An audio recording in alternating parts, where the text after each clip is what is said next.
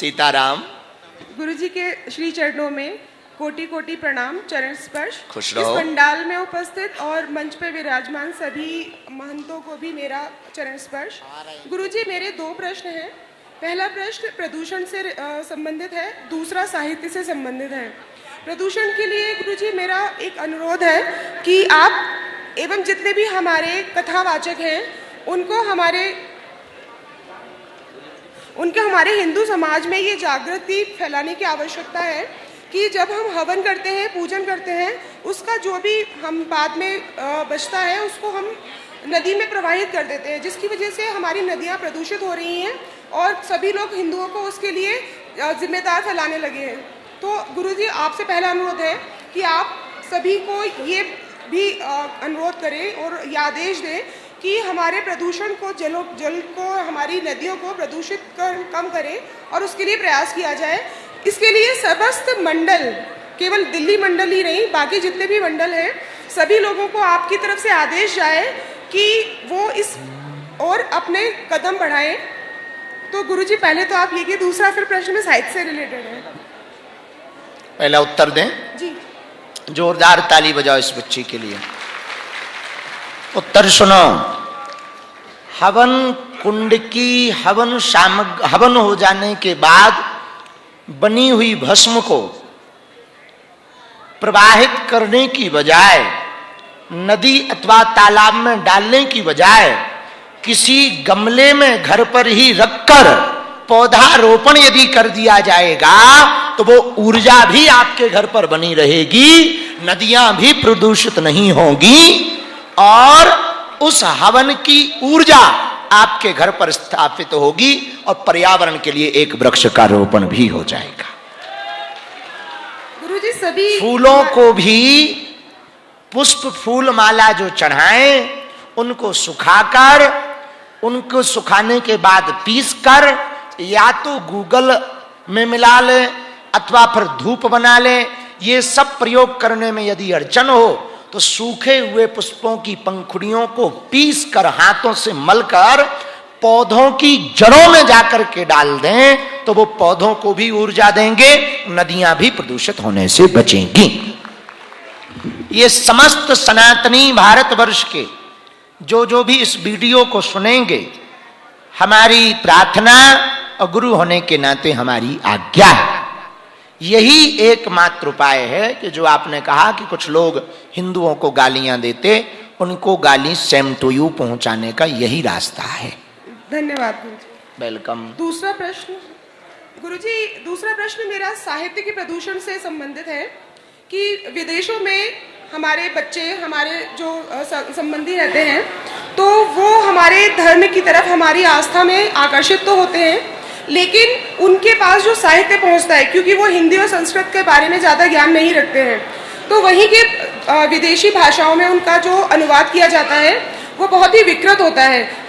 यहाँ तक कि जो संस्कृत का अनुवाद हिंदी में भी किया जाता है वो भी बहुत विकृत होता है और उसको लेके लोग हमें कई बार ये बोलते हैं कि तुम्हारी सोच जो है वो बहुत छोटी है। इस तरह का तुम्हारे साहित्य में, तुम्हारे धार्मिक ग्रंथों में उल्लेख है, जो कि चर्चा का बहुत ज़्यादा विषय है आजकल सोशल मीडिया पे भी, और हम लोग को भी इस बारे में काफ़ी लोगों से सुनना पड़ता है। तो गुरुजी, आपसे ये बहुत विनम्र निवेदन है कि इसके लिए आप कुछ समाधान बताएं कि कैसे हो, क्योंकि जो लेखक हैं वो तो अपने विचारों को हमारे धर्म ग्रंथों से चुराते हैं और उनमें उनको विकृत करके वो अपने विचारों को प्रेषित करते हैं, लेकिन हमारे जो छोटे बालक बालिका जो बाहर रह रहे हैं, हमारे घर सगे संबंधियों के जो बच्चे हैं, वो इस बात से अनभिज्ञ होते हैं कि जो धार्मिक ग्रंथ में है वो कुछ और कहा जा रहा है, लेकिन उनको जो परोसा जा रहा है लेखकों के द्वारा वो बहुत ही गलत परोसा जा रहा है और उनके मस्तिष्क में वही एक रूपरेखा बन चुकी होती है हमारे धर्म को लेके, जो कि हम लोग को बहुत दुख देती है।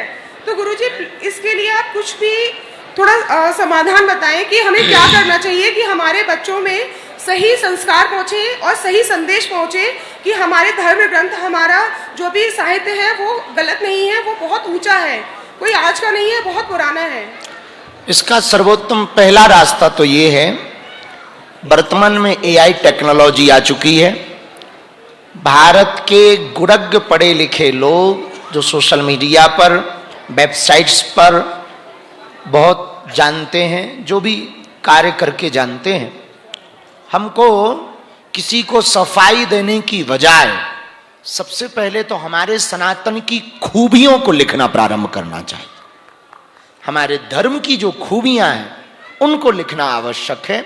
खामियां तो लोग निकाल लेते हैं, हर खूबी में खामी निकाल ही लेते हैं, लेकिन जब हम लॉजिक के साथ, तर्क के साथ, साइंटिफिक रीजन रख करके हम अपने सनातन को वर्तमान आधुनिक युग के परिवेश के साथ प्रस्तुत करेंगे तो हमें भरोसा है खामियां डाउन हो जाएंगी और खूबियां ऊपर आ जाएंगी। गुरुजी, लेकिन जो लेखक अभी सीताराम गुरुजी, जो लेखक, रुके एक मिनट, अरे रुक जाओ उत्तर दें। महाराज जी, जो लेखक अभी ऐसा आप इधर आओ। कर रहे हैं कि छोटी छोटी बातें, क्या बोलना है बच्चे को? रुक जाओ भाई, रुको, तुम ही रुक जाओ। महाराज जी, हाँ हम बोल रहे हैं, एक मिनट।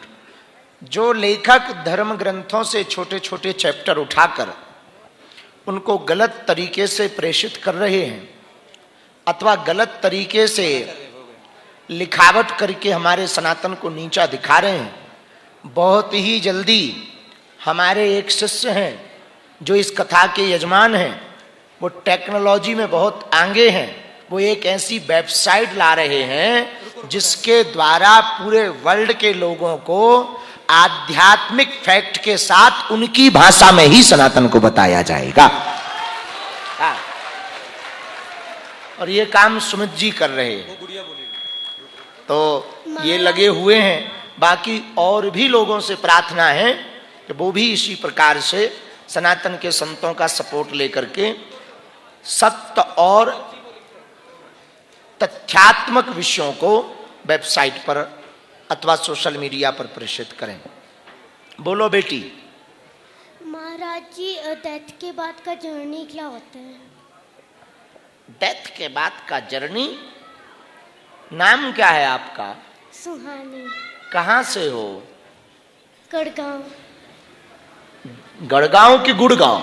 गढ़गांव। ताली बजाओ बच्ची के लिए। बहुत सुंदर प्रश्न, गुड क्वेश्चन। उत्तर सुनो। डेथ के बाद व्यक्ति की पहली जर्नी सोल, प्योर आत्मा के रूप में होती है, पुनर्जन्म लेने के लिए अथवा प्रेत योनि में जाने के लिए। दो रास्ते होते हैं। वही आत्मा जब दूसरा जन्म ले लेती है तो वो पुनर्जन्म हो जाता, लेकिन वही आत्मा जब भटकती रहती है तो वो प्रेत आत्मा बन जाती है। तो डेथ के बाद दूसरी जो यात्रा है, वो जो सोल है, करंट यानी पावर, जो आत्मा जिसको कहते हैं, वो जब निकलता है तो इस ब्रह्मांड में विचरण करता है दो मकसद के साथ। पहला मकसद पुनर्जन्म मिल जाए, दूसरा मकसद जब पुनर्जन्म नहीं मिलता, कोई कर्म आड़े आता है, तो वो प्रेत योनि में पहुंच जाते हैं। प्रेत योनि मतलब कोई ठिकाना नहीं, बेघर। फिर कुछ दिन बाद जब उनके कर्म पूरे होते हैं, उन्हें फिर जन्म मिलता है और फिर वो यात्रा करें।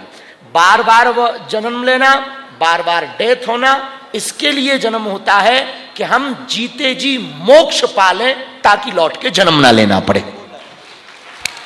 गुरुजी सीताराम। संतुष्ट? बैठ जाओ। गुरुजी सीताराम। सीताराम चेला। मैं मुड़ा गांव, जिला करनाल, हरियाणा से आया हूँ। बोलो।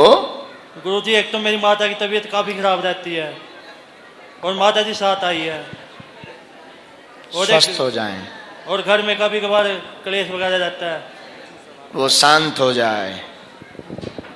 और कोई बात? एक सवाल हो रहा है गुरुजी मेरा। करो। गुरुजी, नौकरी में कभी कामयाबी नहीं मिली है, हैं? काम में कभी सफलता नहीं मिल रही है। सफलता तो हमें भी नहीं मिल रही हिंदू राष्ट्र में। आपकी हम अर्जी लगा देंगे, माता जी से मिलवा देना हमसे, माता जी को, और हम आपकी अर्जी लगा देंगे। एक प्रश्न और, बस राधे श्याम गुरुजी। राधे श्याम। आपके श्री चरण में मेरे बारंबार प्रणाम है। खुश रहो। बालाजी को मैं अपना बड़े भैया मानती हूँ और उनसे तो मैं डायरेक्ट बात नहीं कर सकती, तो वो बालाजी को मैं आप में देखती हूँ। तो क्या मैं ये रक्षा सूत्र जो दाऊ जी का महाप्रसाद है आपको मैं बांध सकती हूँ अभी? और ब्रिज से सोम पपड़ी लाई हूँ और द्वादशी है, आपको खिलाना चाहती हूँ। देर मत करो, पधारो मेरी बहना। इसी के साथ आज की प्रश्नोत्तरी विश्राम। कल फिर प्रश्न लेंगे, कल उत्तराखंड के लोगों से सुनेंगे। और नहीं, सब जगह से, सब जगह के लोग पूछ सकते हैं, कोई भी पूछ सकता है। कल कितने बजे आना? 2 बजे समय पर आ जाना। आज हम लोग नाम कीर्तन करते हुए अपने घर को जाएंगे। जय जय राधा रमन हरि बोल। अरे बैठे रहो, बैठे रहो, हनुमान चालीसा रह गया। हाँ रुक जाओ, भूल गए। हनुमान चालीसा निकालो। श्री गुरु चरण सरोज निज मन मुकुर सुधार, बरनौ रघुवर विमल जसु जो दायक फल।